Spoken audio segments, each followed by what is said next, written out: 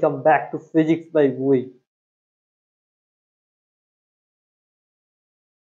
আমরা বায়োসেভার্ট ল এর চেহারাটা কিরকম হয় দেখবো।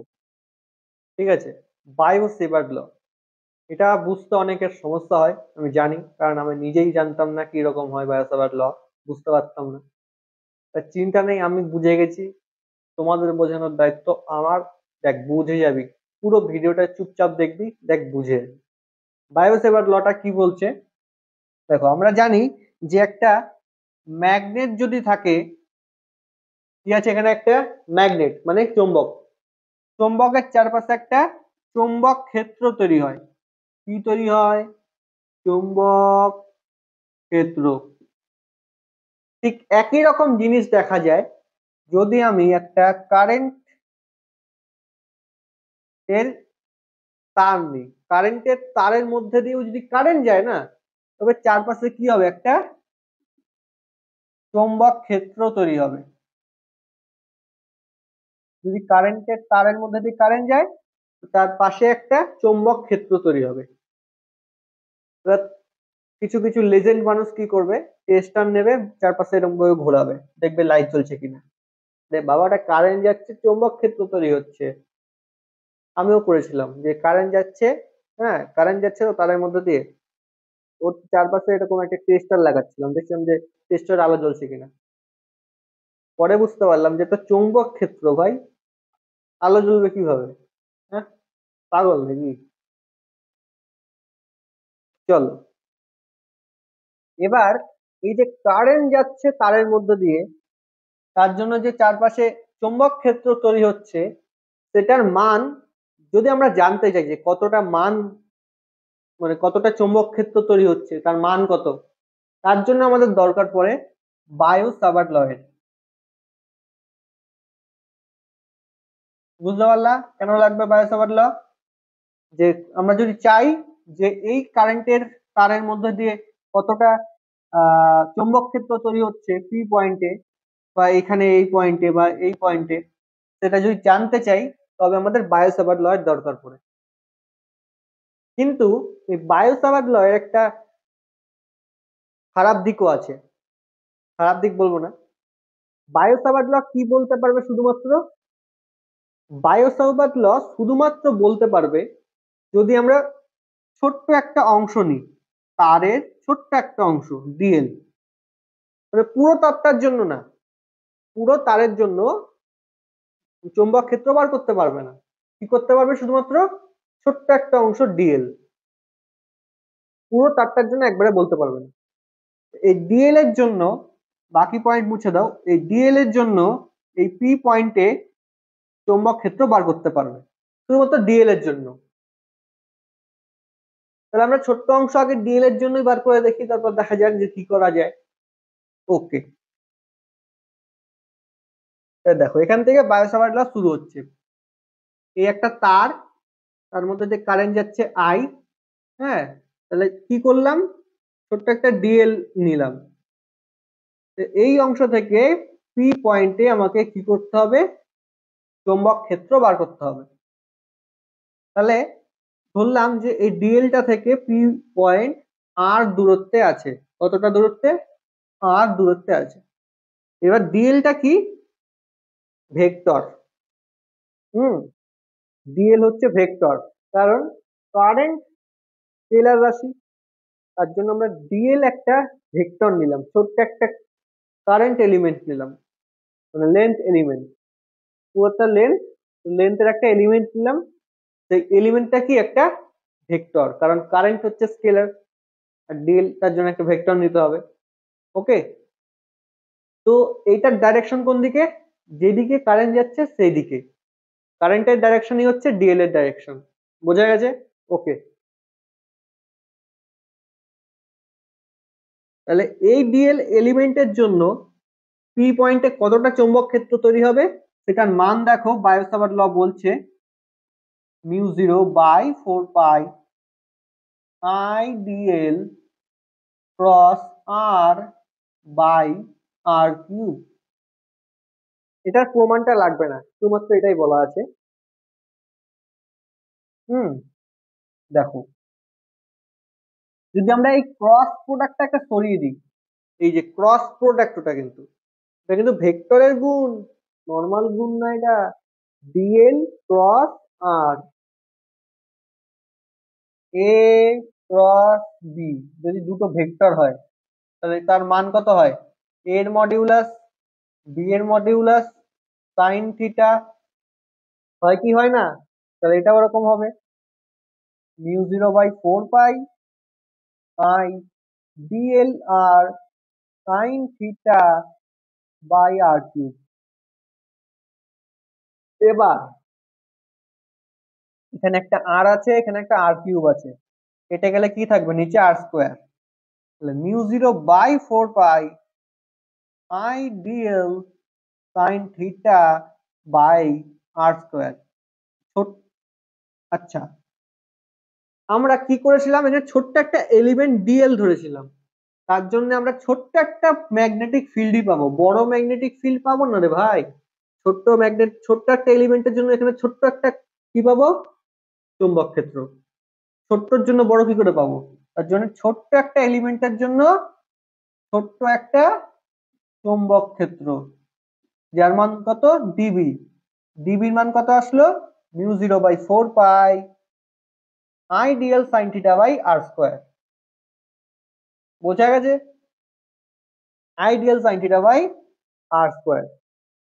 ফার্স্টে যেটা লিখলাম এটা হচ্ছে এর ভেক্টর রূপ, যখন ক্রস প্রোডাক্টে লিখবো সেটা হচ্ছে বায়োসাভার্ট লয়ের ভেক্টর রূপ, আর এটা হচ্ছে স্কেলার রূপ।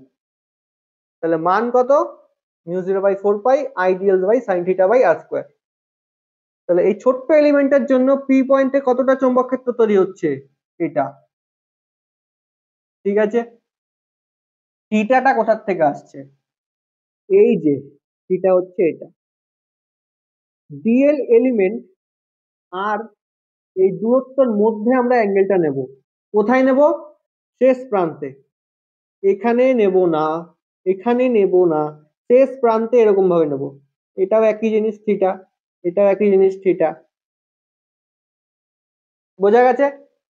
কোথা থেকে থিটা নেব? একদম শেষ পয়েন্টে। এটা অঙ্ক করলে বুঝতে পারবে, এখানে অনেক গন্ডগোল হবে কোথা থেকে থিটা মেজার করব। শেষ প্রান্ত থেকে। থিটা কোথা থেকে নিতে হবে বল? শেষ প্রান্তে নিতে হবে। ঠিক আছে। ডাইরেকশন কোথায় হবে? এটা তো একটা ভেক্টর, তার ডাইরেকশন দেখতে হবে। ডাইরেকশন দেখতে গেলে আমাকে ডান হাতটা নিতে হবে। দেখো ডান হাত আছে, ডান হাত। কারেন্টের ডাইরেকশনে আমরা বুড়ো আঙুলটাকে রাখবো, বাকি যে আঙুলগুলো আছে সেই আঙুলগুলোকে সেই পয়েন্টের দিকে কার্ল করাবো, সেই দিকে মুভ করাবো যেদিকে পয়েন্টটা আছে। আমাকে পি পয়েন্টের চৌম্বক ক্ষেত্র বার করতে হবে। কারেন্টের ডাইরেকশনে বুড়ো আঙুল, পি পয়েন্টের দিকে বুড়ো আঙুল ঘোরাবো, বাকি আঙুলগুলো এদিকে বুড়ো আঙুল কারেন্টের ডাইরেকশনে, আর এই আঙুলগুলো পি পয়েন্টের দিকে। তাহলে এই আঙুলগুলো কোথায় পয়েন্ট আউট করছে? বোর্ডের ভেতর দিকে। তার জন্য পি পয়েন্টের চৌম্বক ক্ষেত্রের মান কোথায়? বোর্ডের ভেতর দিকে। মানে হচ্ছে ইনওয়ার্ড। ক্রস দিয়ে এটাকে লেখে। আচ্ছা, ক্রস মানে হচ্ছে ওটা ভেতরের দিকে যাচ্ছে।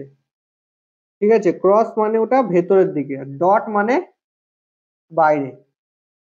বোঝা গেছে? ডট মানে বাইরে, ক্রস মানে ভেতর। আচ্ছা, যদি পি পয়েন্টটা এখানে থাকতো, এখানে পি পয়েন্ট আছে, তাহলে আমরা কি করতাম? কারেন্টের ডাইরেকশনে বুড়ো আঙ্গুল, এই আঙুলগুলোকে ওই পয়েন্টের দিকে মুভ করাতে হবে। তাহলে দেখো, যতক্ষণ না পয়েন্টটা খুঁজে পাবো আঙুল ঘোরাবো, ঘোরালাম, এই দেখো পেয়ে গেছি। তাহলে এটা কোন দিকে আসছে? এই আঙুলগুলো, বুড়ো আঙুলটা এর দিকেই আছে, আর এই আঙুলগুলো কোন দিকে আসছে? বাইরের দিকে। তাহলে এই পয়েন্টে চৌম্বক ক্ষেত্র বাইরের দিকে, এই পয়েন্টের চৌম্বক ক্ষেত্র ভেতরের দিকে। বোঝা গেছে? ক্রস মানে ভেতর, ডট মানে বাইরে। ওকে, চলো মুছে দিই। ওকে, মুছে দিলাম।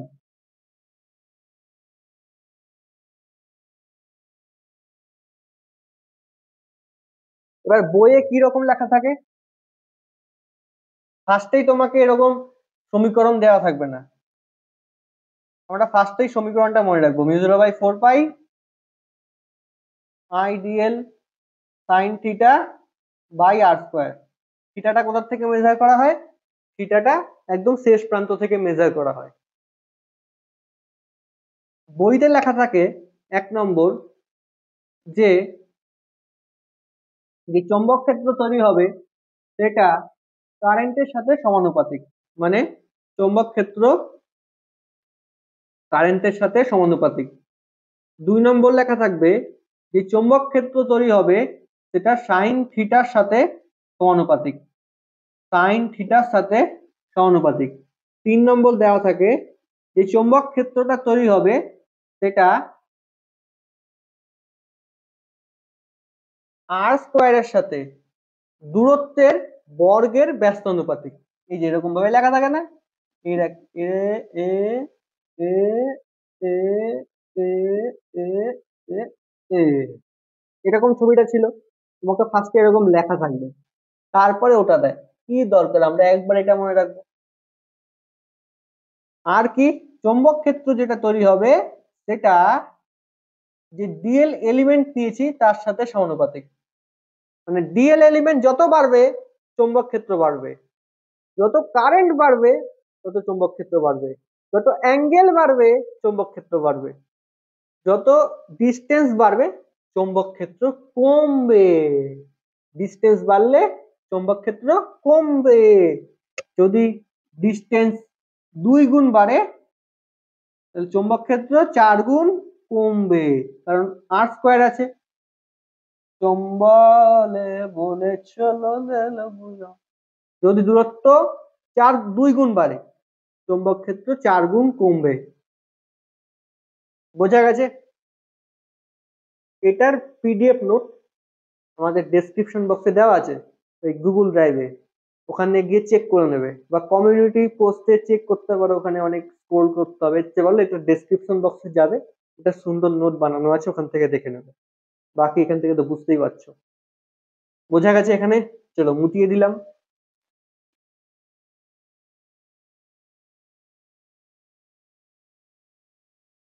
তাহলে আমরা বায়ো সাভার্ট ল থেকে কি কি জিনিস মনে রাখবো? প্রথমেই ছবিটা মনে রাখো, যে এই যে একটা তার, ওর মধ্যে দিয়ে কারেন্ট যাচ্ছে, হ্যাঁ। আর কি, বায়ো সাভার্ট ল একটা গোটা তারের জন্য একবারে কতটা চুম্বক ক্ষেত্র হবে বলতে পারে না। ও কি বলতে পারে, ওর অকাত কয়টুকু, ওর অকাত হচ্ছে শুধুমাত্র একটা এলিমেন্টাল কারেন্টের জন্য। কি বললাম, এই দেখ, এলিমেন্টাল কারেন্টের জন্য ছোট্ট একটা অংশ কেটে নিলাম ডিএল, তার জন্য পি পয়েন্টে চৌম্বক ক্ষেত্র বলতে পারবে কে? বায়ো সাভার্ট ল। বাকি কাজ আমরা করব, কবে করব? এর পরের ভিডিওতে। আজকে শুধু বায়ো সাভার্ট লটা দেখছি, এর অ্যাপ্লিকেশন নেক্সট লেকচারে, ঠিক আছে? চলো, বায়ো সাভার্ট ল।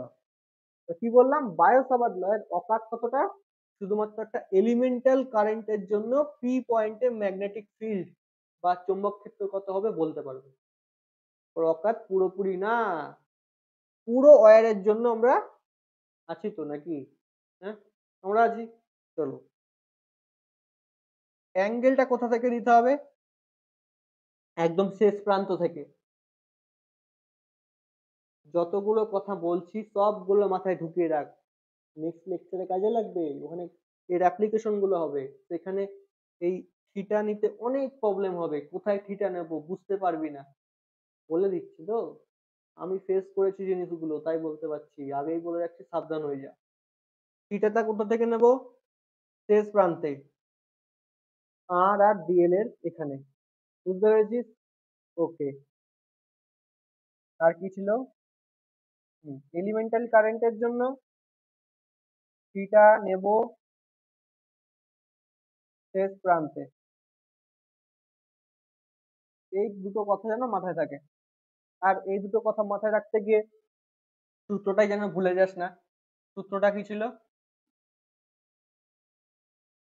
ডিবি, এইটুকু একটা ছোট্ট কারেন্ট এলিমেন্ট, ওর মধ্যে যে ছোট্ট একটা কারেন্ট যাচ্ছে ডিআই, তার জন্য একটা বড় ম্যাগনেটিক ফিল্ড তৈরি হয়ে যাবে না?